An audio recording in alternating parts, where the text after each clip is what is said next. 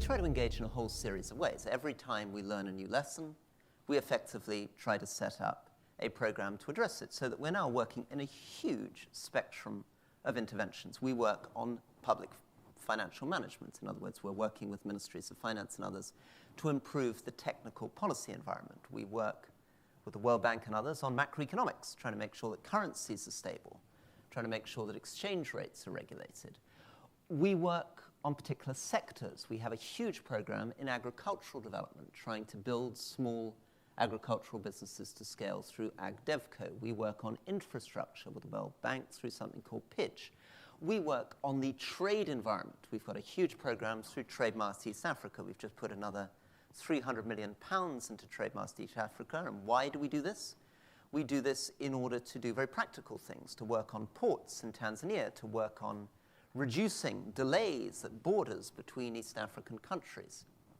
We also, of course, have just put an additional £4 billion into CDC, which, as we've heard, is a very unique type of public risk capital, which attempts to make sure that we go into places the private sector might be reluctant to go into, that we have longer time frames. We don't need such a quick return. We can offer lower interest rates in order to really give African businesses an opportunity. The question is one of the commitment of the state towards economic development, and that provided that commitment is there, a very wide variety of economic models are possible. There are successful examples from Ethiopia and Rwanda of state-driven economic development. There is, of course, a successful example in Kenya of a much more liberalized private sector-led type of economic development. The point is not exactly what the macroeconomic theory is. The point is the state committed to that? And again, the obstacles to that, we tend to frame in terms of words like corruption or politics. But we don't really know what this means because, of course, one of the other uncomfortable lessons of the last 30, 40 years of economic development is, of course, there are countries, even in East Asia, which have succeeded in developing quite dramatically, notwithstanding corruption. There are countries that have developed notwithstanding political problems. So it's a more specific issue. It's a specific issue of what is the nature of this corruption in this particular place. And when we talk about politics, not really a question of political will or political leadership or, to use this horrible jargon term, capacity building. No, it's not that kind of problem. It's very tempting looking from the outside to say the problem is leadership. But actually, that isn't the problem. The problem is politics in a much deeper sense of power. It's the way in which the entire state is structured. It's the way in which parties operate. It's the way in which the priorities are expressed right the way down to a local level. These are the things which have proved to be the barrier, and which mean when all of us travel around Africa, we discover certain bewildering circumstances. I often find, for example, in conversations with young entrepreneurs, that the first 25 minutes of my conversation are extremely optimistic. The first 25 minutes, I always feel, this is amazing, this country's taking off, there's all these young people, the entrepreneurs are really happy. Towards the end of my lunch with the entrepreneurs, everything begins to get a bit depressing as they begin to talk about the individual problems they face in their businesses. They begin to talk about the problems of finding skilled workers. They begin to talk about the problems of getting bank loans. They begin to talk about the actual problems of getting certification from the government. And one recent conversation I had in a foreign trip ended with them having begun saying this is the most amazing economic potential in the world, saying to me in a rather depressed way, I'm not sure if I had my own money overseas whether I'd really be investing in this market as opposed to investing in Dubai.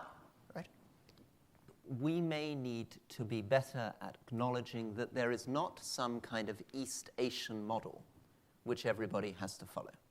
It's a deeply tempting thought because of the incredible success of East Asia, but it underestimates the very profound differences in terms of the history, the state-building history of Africa compared to East Asia.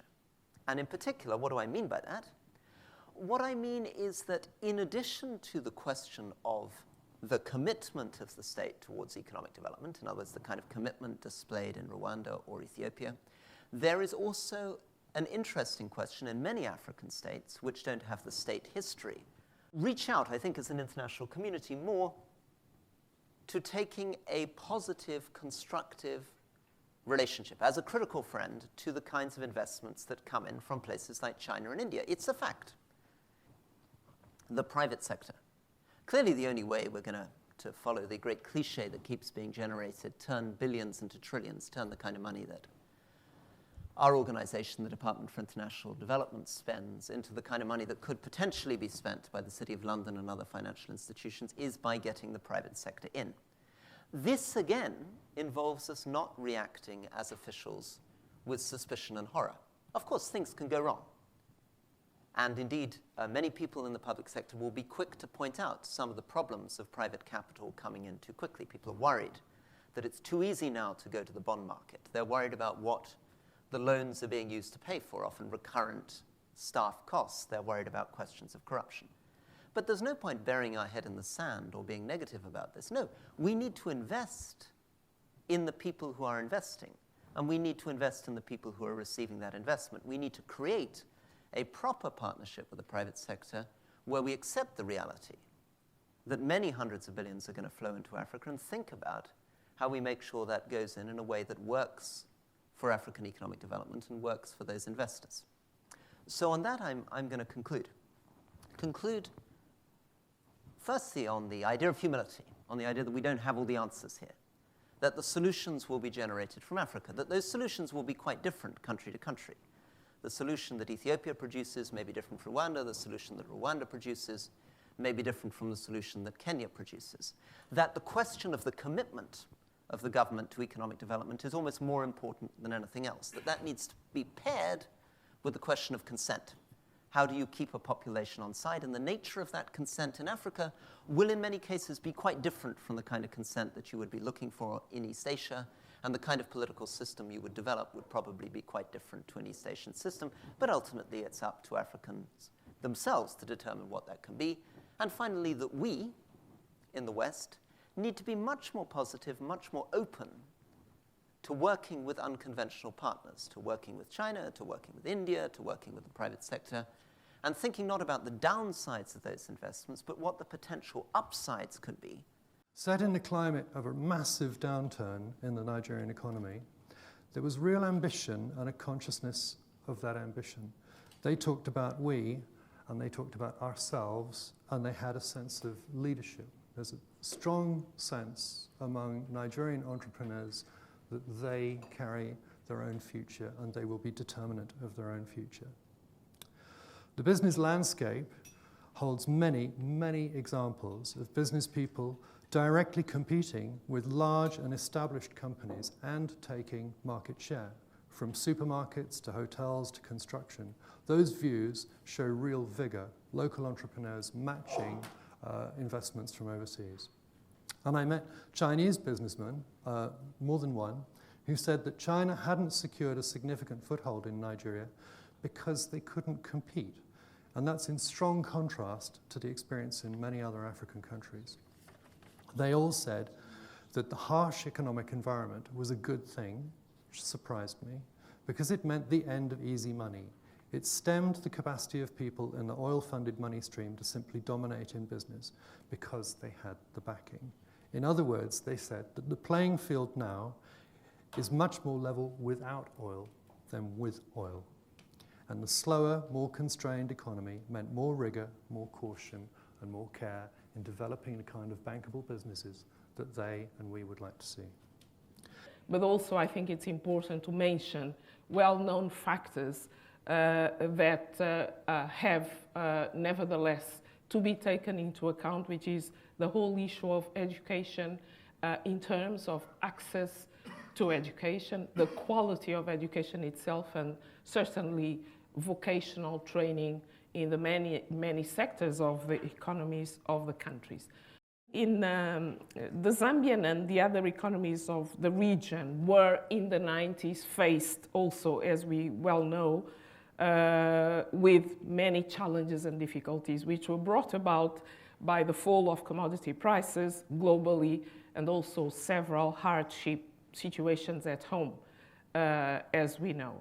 And in Zambia specifically, the reforms necessitated by this situation significantly reduced the scope of the public sector, with greater emphasis being put on the role of the private sector for economic development. When I was in Zambia, many of the categories of people and institutions, I forgot to mention research institutions also, Zambians, and regional research institutions on issues of economic development and the role of the private sector, were affirming that in the case of Zambia, practically since 1991, the openness to acknowledge the importance of the role of the private sector in development was there, unlike perhaps in other countries where this came a little bit later.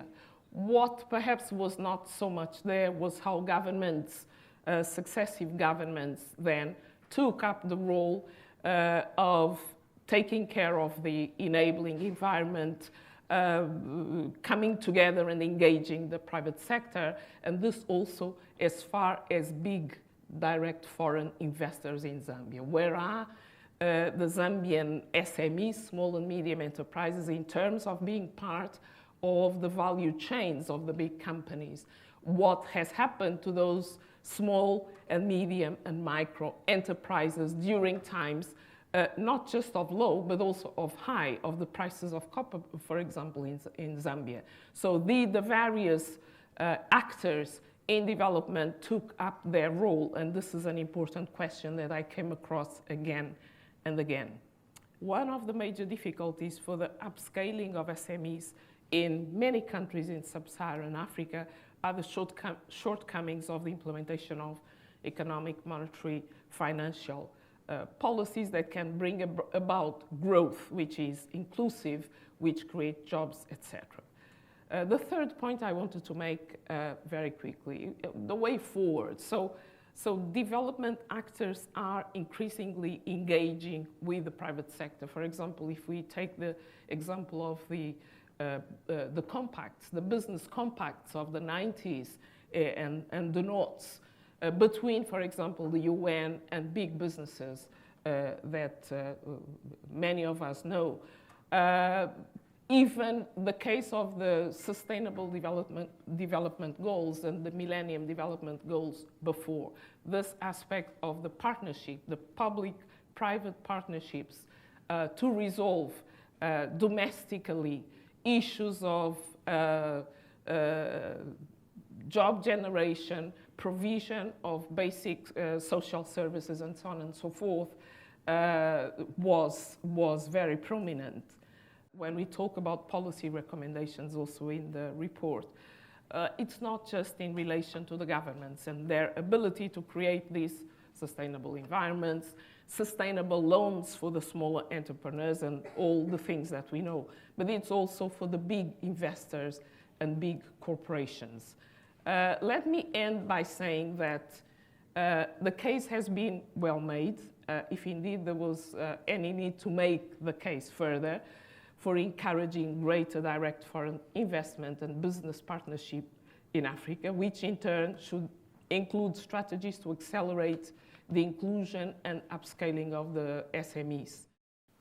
One of the things I want to talk about is entrepreneurship. SMEs, we know, are the lifeblood of every economy, and in Africa in particular.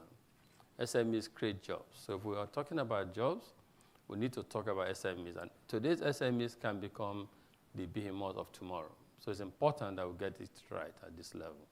For Africa, it's very, very critical. If you look at the population and the fact that we don't have many companies on the continent that have done very well.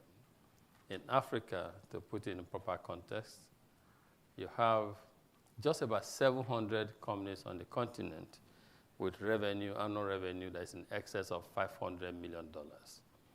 And just about 400 with annual revenue that is in excess of $1 billion. So we need to grow more big companies. And to grow more big companies must start from the small-scale businesses. And these small-scale businesses, if and when supported properly, can help us as a continent.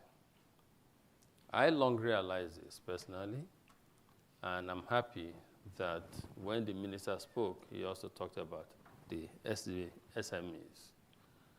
We have people who are extremely creative on the African continent. They need support. They need support from within, and they need support from outside. If they succeed, we succeed as a continent. And they must succeed because Africa has to succeed. SMEs need two things that they don't find commonly. One is the seed capital to start. And second one is mentoring. You know, we have to realize that banks have a limitation. I'm not standing here to speak for banks. But there are other ways we can provide capital to these SMEs. But today's small companies can indeed and will in future become the big industrial companies that we need. So if we all team up hands to support the SMEs through various schemes, credit guarantee schemes, venture capital funds, it can help significantly to address the ultimate objective of job creation. My question is, given the delicate state of play with Westminster politics, how important is it that Britain's engagement with Africa has very much an all-party perspective, in that the major parties at least see the issues with similar eyes and also are committed to the engagement policy so that we have a degree of dependability? Let me have a stab at these three. So the first one was a question about Westminster politics and the fragile nature of Westminster politics. I mean, it's a very interesting question. It's not one that's been posed a great deal. My suspicion is that Africa is not a particularly contentious political issue in Westminster. I don't feel that there's a strong disagreement between the Labour Party, the Lib Dems, the Conservatives, the SNP when it comes to Africa. Partly because basically the absolute core of what the British government is doing in Africa, certainly in financial terms, is of course international development. We're spending 4.2 billion a year in Africa on international development. We're an international development, effectively, superpower. It dwarfs the other investments that we're making, and that is a very strong cross-party consensus around that investment in development and humanitarian assistance. And as for the more national security-related objectives, prosperity, security, migration, again, it would be difficult to believe that there would be much disagreement from other political parties about those things. I think there is potentially a question, as different African countries go on different trajectories, about how we get the balance right in our attitude, particularly towards issues such as democratization and human rights.